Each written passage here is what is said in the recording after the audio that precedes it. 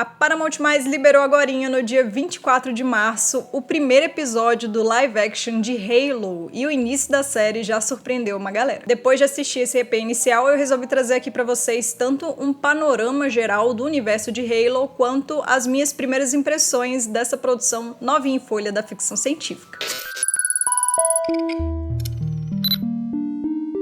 Fala galera, tudo bem com vocês? Meu nome é Bella Eichler, esse é o Futurices e hoje bora papear aqui sobre Halo, essa novidade sci-fi que parece que tá em desenvolvimento há mais de 10 anos e que foi produzida por um bocado de gente, além de ninguém mais, ninguém menos que o nosso querido tio Steven Spielberg. Criado em 2001 para servir de carro-chefe do Xbox, Halo foi o primeiro jogo da Microsoft e quem ficou responsável por trazer a franquia para as telas foi o Stephen Kane e o Kyle Killen. Segundo o próprio Kane, para fazer a adaptação, eles não olharam tanto para os jogos, mas sim para os personagens e para o mundo que eles estavam criando ali para a série, o que deixou os fãs aí meio preocupados. Apesar disso, a produtora Kiki Wolfkill, que também supervisiona o desenvolvimento da franquia nos jogos, disse que essa liberdade criativa foi essencial para a série finalmente sair do papel. De uma forma geralzona, a série de Halo conta sobre um futuro imaginário no século 26, onde está rolando um conflito interestelar entre a humanidade e uma raça alienígena. Nesse contexto, quem lidera o espaço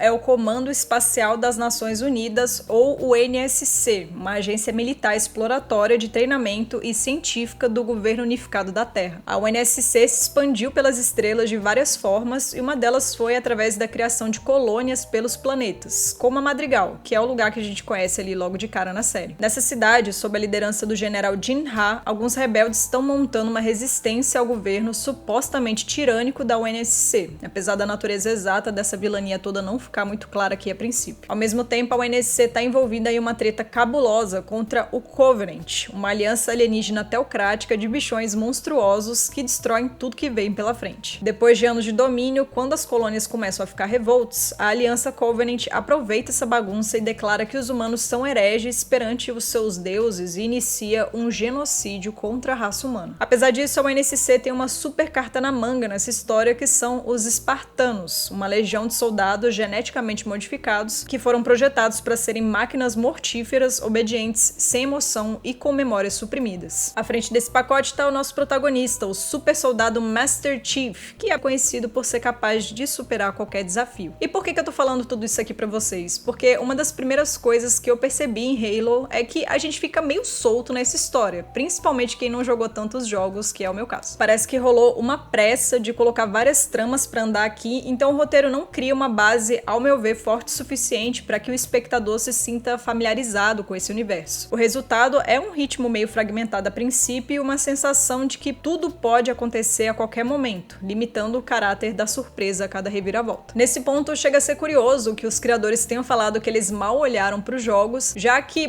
provavelmente o propósito disso teria sido justamente que a série falasse com um público maior. Mas o que rola aqui nas telas a princípio é o contrário. Parece que as etapas básicas da contextualização desse mundo são puladas, como se a gente já tivesse que estar ligadão de todos os conceitos e desdobramentos de Halo. Então assim, se por um lado essa decisão pode acabar agradando os fãs mais antigos, por outro exige uma certa dosezinha a mais de foco e paciência de quem não conhece a franquia ainda. Ao mesmo tempo, como o mundo de Halo é gigantesco e bastante complexo, eu imagino que talvez a estratégia inicial tenha sido fazer a gente se apegar logo aos personagens, para então aprofundar as questões históricas e políticas da mitologia da franquia nos próximos episódios. Bora ver se é o caso. Outra coisa que de início me incomodou um pouco foi a ambientação de Halo, que parece muito genérica. Tudo aqui lembra algum universo do cinema que a gente já viu, seja Star Wars, Star Trek ou a série de Fundação, por exemplo. E olha que eu já tinha achado Fundação meio sem personalidade também. Inclusive, falando em Star Wars, como não comparar o Master Chief com o Mandaloriano, né? Seja pela jornada de humanização na interação dele com a Quan Ha, personagem que precisa de apoio e proteção, ou pela armadura e ar enigmático do protagonista. Ainda assim, rola aqui pro soldado um caminho inédito que o pistoleiro da Disney não trilha, e se vocês viram o episódio 1, vocês vão saber do que eu tô falando. Mas cara, eu confesso que eu achei um grande de um vacilo eles já tirarem de cara o ar sombrio e despersonalizado do Master Chief. Eu acho que podia ter segurado um tiquinho mais esse mistério, mas de novo, talvez isso faça parte de um intuito de aprofundar a série em cima do carisma dos personagens. Apesar disso tudo, a qualidade dos visuais de Halo tá num mínimo, impressionante. O design de produção, cenário, figurino, maquiagem, traz um futurismo muito coeso e detalhado, tornando fácil mergulhar logo de cara nesse mundo. Imersão que geralmente não é tão habitual no contexto de futuros distantes. Ao mesmo tempo, ainda que o CGI deixe a desejar em alguns pontos, eu achei a mistura entre efeitos visuais e práticos muito bem feita, trazendo realismo para cenas, ponto também que coopera para a imersividade. A direção do Otto Bathurst, por outro lado, poderia ter marcado mais presença, mas ainda assim as cenas de ação tão grandiosas e até chocam pela brutalidade escancarada. Inclusive, foi até legal lembrar que eu não estava vendo uma produção da Disney no meio de um estraçalhamento sem filtro. Outros pontos positivos para mim são a trilha sonora, que é bastante envolvente e amplifica o poder das cenas de ação, as boas atuações da Yerin Ha e do Pablo Schreiber, que eu mal conheço e já considero pacas, e sobretudo a trama sociopolítica colossal que a série propõe. Ainda é cedo, obviamente, para tirar muitas conclusões, mas Halo deixa muitas portas abertas para um desenvolvimento conciso, tanto da sua narrativa como dos seus personagens, e a sensação é de que vem muita coisa boa por aí. Talvez essa não seja exatamente a história que os fãs conhecem, mas qual que seria a graça de ver o enredo dos games ao pé da letra aqui, né? Bastava só ir lá jogar os jogos, e eu acredito que existe um público muito maior interessado em ouvir uma história única, pensada para o audiovisual dentro desse mesmo universo. Mas me fala aí você acha que a adaptação de Halo tem futuro? Tá ansioso para ver mais? E você que é fã roxo de carteirinha, o que você tá achando da série até agora? Me conta aí embaixo. Lembrando que Halo tá disponível lá na Paramount+,